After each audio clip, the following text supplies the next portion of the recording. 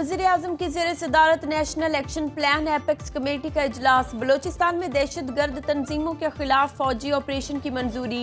Apex committee के एलामिये के मुताबिक शुरका ने नेक्टा को दोबारा फाल करने, कौमी और सूबाई इंटेलिजेंस फ्यूजन और खतरात की तशखीस के मराकज़ के क़याम पर इत्तेफाक किया।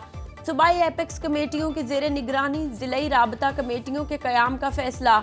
इंसदाद दहशतगर्दी मुहिम की कामयाबी के लिए मुकम्मल कौमी हम आहंगी नागुज़ीर करार। शुरका को सिक्योरिटी सूरत हाल, दहशतगर्दी और दीगर अहम चैलेंजेस के खिलाफ इक़दामात पर ब्रीफिंग। आर्मी चीफ, तमाम वज़राए आला, वज़ीर आज़म आज़ाद कश्मीर और आला सिविल और अस्करी हुकाम की शिरकत।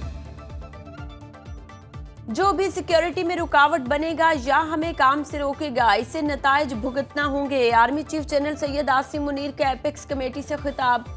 कहा, हम सब ने मिलकर दहशतगर्दी के नासूर से लड़ना है। दहशतगर्दी के खिलाफ जंग में हर पाकिस्तानी सिपाही है, कोई यूनिफॉर्म में और कोई यूनिफॉर्म के बगैर। हम सब पर आईने पाकिस्तान मुकद्दम है। आइन हम पर पाकिस्तान की अंदरूनी और बैरूनी सिक्योरिटी की जिम्मेदारी आयद करता है। सिपा सालार का कौमी सलामती को दरपेश खतरात से निमटने के लिए गैर मुतज़लज़ल अज़्म का इरादा।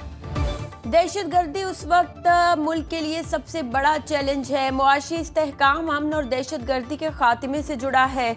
वज़ीर-ए-आज़म शहबाज शरीफ का नेशनल एक्शन प्लान पर एपेक्स कमेटी इजलास से खिताब।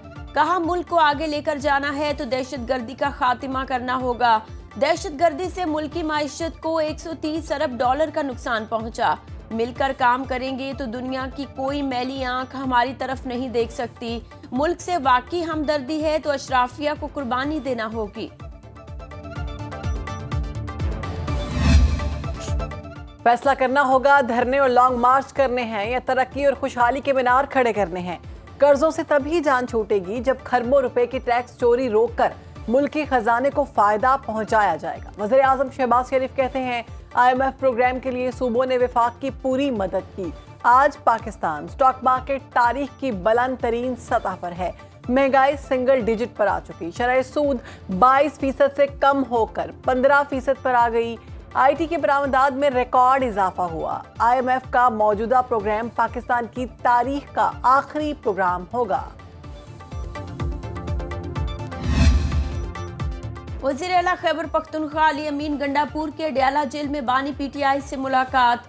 मौजूदा सियासी सूरत हाल पर तबादला ख्याल। 24 नवंबर को एहतजाज की कॉल पर भी मुशावरत।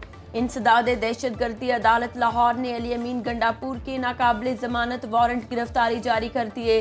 काहना जलसे के लिए आते हुए पुलिस से मुजाहमत और गाड़ियों के शीशे तोड़ने का थाना मनावा में मुकदमा दर्ज है।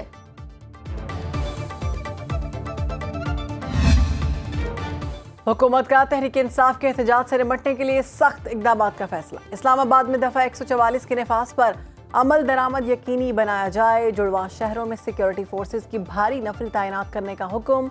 शरपसंदी करने वाले अफराद के पासपोर्ट और शनाख्ती कार्ड मनसूख कर दिए जाएंगे। एहतजाज में शामिल तलबा की तालीमी इसनाद और दाखिले मनसूख कर दिए जाएंगे।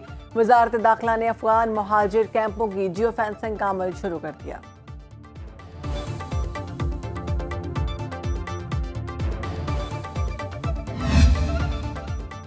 बुशरा बीबी की पेशावर में पार्टी इजलास से खिताब की ऑडियो लीक। कहा, बानी PTI का पैगाम लेकर आई हूँ। 24 नवंबर को एहतजाज के लिए हर MPA 5000 और हर MNA 10,000 बंदे लेकर आएगा। सबूत के तौर पर काफिलों की वीडियो बनाना होगी। जो वीडियो नहीं बनाएगा उसको अगली बार टिकट नहीं मिलेगा। सेनेट में कायदे हिज़्ब इख्तिलाफ शिबली फराज कहते हैं, बुशरा बीबी का सियासत से कोई ताल्लुक नहीं, वो सिर्फ एहतजाज की क़यादत कर रही है। गैर सियासी खातून उस वक्त भी गैर सियासी नहीं थी जब उनको गैर सियासी कहा जा रहा था। वो एक रिमोट कंट्रोल के जरिए वो जो है वो एक वजीर आज़म पाकिस्तान को, इस्लामी जमहूरिया पाकिस्तान के वजीर आज़म को रिमोट कंट्रोल के ऊपर चला रही थी। सूबे का चीफ एग्जेक्टिव है। पाकिस्तान की रियासत के खिलाफ तमाम सरकारी वसाइल को इस्तेमाल करते हुए ऐलान जंग करने की जो है वो बातें कर रहा है। वज़ीर इत्तलात पंजाब अज़मा बुखारी की बुशरा बीबी पर तंज के वार। न्यूज़ कॉन्फ्रेंस में कहा, बानी PTI की अहलिया इस्लामाबाद पर चढ़ाई की मनसूबाबंदी कर रही हैं। बुशरा बीबी सियासत नहीं कर रही तो क्या आलू गोश्त पकाने की तरकीब बता रही हैं। गैर सियासी खातून एहतजाज के लिए टारगेट दे रही है। बुशरा बीबी अपने शौहर को रिमोट कंट्रोल की तरह इस्तेमाल कर रही है। 24 नवंबर को एहतजाज की कॉल दरअसल एक मिस्ड कॉल है।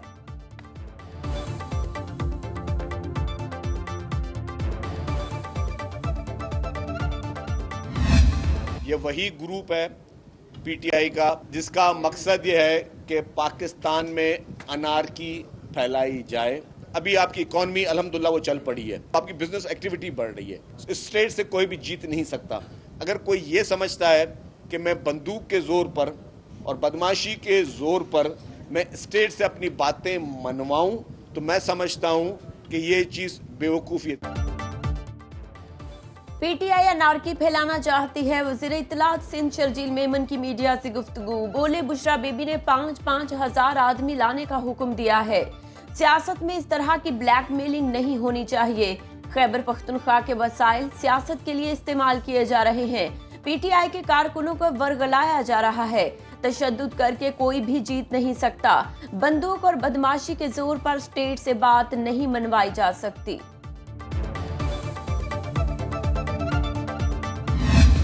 ये ड्रामेबाजी 24 को हो रही है। मैं आपको भी कह रहा हूँ, ना 24 को रिहाई हो रही है, ना 24 को मार्का पेश आ रहा है। ये सारा जो कंसोलिडेट अंदर ड्रामा किया था बैठ के, जो व्हीलिंग डीलिंग करके सब आए हैं, जो घूम फिर भी रहे हैं, कुछ भी नहीं होना। अंदर खाने अभी बात हो रही है, लेटे हुए।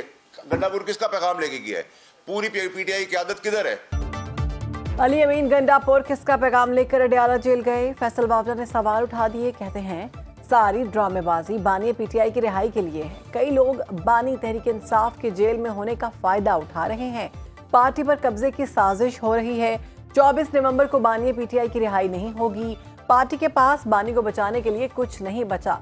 खैबर पख्तूनख्वा में कोई साजिश हुई तो उसको रोका जाएगा।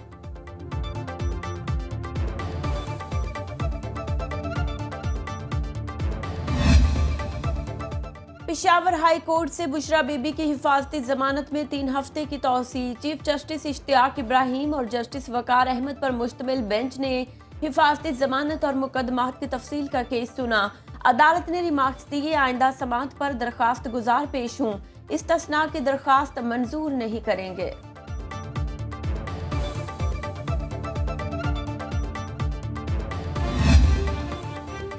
पंजाब में स्मॉग के बादल छट गए। लाहौर और मुल्तान के तालीमी इदारे भी आज खुल जाएंगे। स्कूल सुबह 8:45 बजे खुलेंगे। तलबा और असातिज़ा के लिए मास्क पहनना लाजमी करार।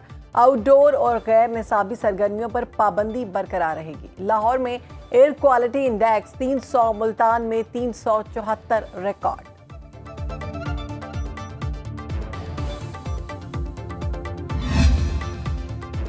वज़ीर आला पंजाब का निश्तर अस्पताल मुल्तान में डायलिसिस के मरीजों में एड्स फैलने का नोटिस। 24 घंटे में रिपोर्ट तलब कर ली। मरियम नवाज की ज़ेर सदारत इजलास में हेल्थ प्रोजेक्ट्स में पेशरफ्त का जायजा।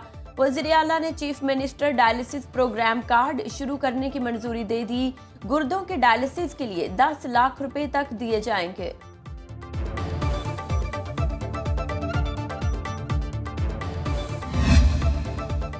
वफाकी हुकूमत का शुगर मिल्स में कैमरे नस्ब करने का फैसला। एलामिया के मुताबिक कैमरों के जरिए शुगर मिलों की पैदावार, अमल और जखीरा अंदोजी पर नजर रखी जाएगी। वज़ीर आज़म शहबाज शरीफ की टैक्स चोरी और जखीरा अंदोजों में मुलव्वस शुगर मिल्स मालिकान के खिलाफ कानूनी कार्रवाई की हिदायत। कहा सेल्स टैक्स की अदायगी यकीनी बनाई जाएगी। चीनी की कीमतों में इजाफा किसी सूरत बर्दाश्त नहीं किया जाएगा।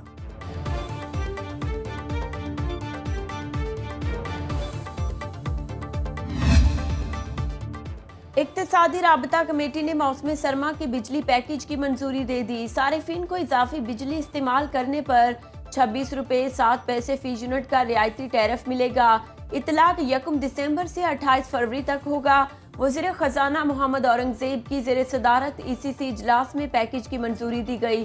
डिस्कोज और के इलेक्ट्रिक के माहाना 200 यूनिट से जायद इस्तेमाल करने वाले सारिफीन फायदा उठा सकें। टैरिफ में कमी से सर्दियों के दौरान गैस के कम इस्तेमाल में भी मदद मिलेगी। कराची में 4 रोज़ा आलमी दिफाई नुमाइश आइडियाज 2024 दूसरे रोज में दाखिल। तुर्की और चीन समेत 55 ममालिक के 550 कंपनियों के स्टॉल्स। मकामी सतह पर तैयार टैंक हैदर और ड्रोन शहपर 3 तवज्जो का मरकज। इवेंट 22 नवंबर तक जारी रहेगा। वज़ीर दिफा ख्वाजा आसिफ ने इफ्तिताही तकरीब से खिताब में कहा, आइडियाज़ नुमाइश दिफाई पैदावार के फ़रोग में मुआवन साबित होगी। पाकिस्तान दुनिया भर में क़याम अमन के लिए अपना किरदार अदा कर रहा है। मुज़ाकरात के ज़रिए मसाइल के हल पर यकीन रखते हैं।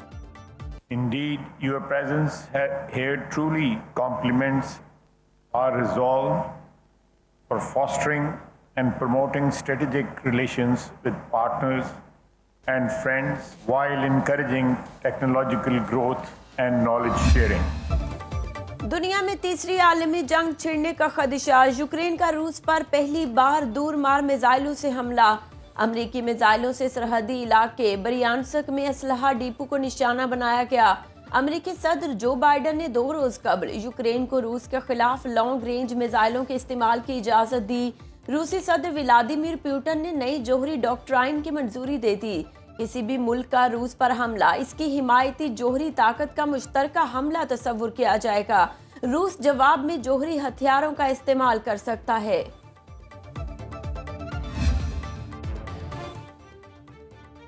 इसराइली जारहियत से फ़लस्तीन और लेबनान में हर तरफ तबाही की दास्तानें। सिहोनी फौज ने गाजा में मजीद 76 फ़लस्तीनियों को शहीद कर दिया। 7 अक्टूबर 2023 से अब तक शहदा की तादाद 43,950 हो गई। वस्ती बैरूत में बमबारी से 4 शहादतें। हिजबुल्लाह के जवाबी हमले। शिमाली इसराइल में 1 खातून हलाक और 6 अफराद जख्मी। तल अबीब में 4 अफराद जख्मी। इसराइली आबादकारों ने गाजा के लिए भेजी गई आलमी इमदाद के 109 ट्रक लूट लिए। हमास के कतर में अपने दफातर की बंदिश की तरदीद। G20 ममालिक का गाजा और लेबनान में जंगबंदी का मुतालबा। करतारपुर में बाबा गुरु नानक के 555वें जन्मदिन पर international kabaddi festival. Bandesha Royals club Belgium ने रॉयल किंग USA को शिकस्त दे दी। सूबाई वज़रा चौधरी शाफी हुसैन और रमेश सिंह अरोड़ा ने इनामात तकसीम किए। दुनिया भर से आए सिख यात्रियों की कसीर तादाद में शिरकत।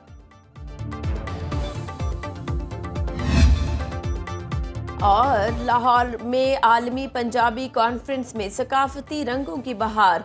भारत समेत मुख्तलिफ ममालिक के मंदूबीन और फिल्मी सितारों की शिरकत। अदाकार सुहेल अहमद और भारतीय पंजाब के फनकार करमजीत अनमोल के साथ खुसूसी सेशन।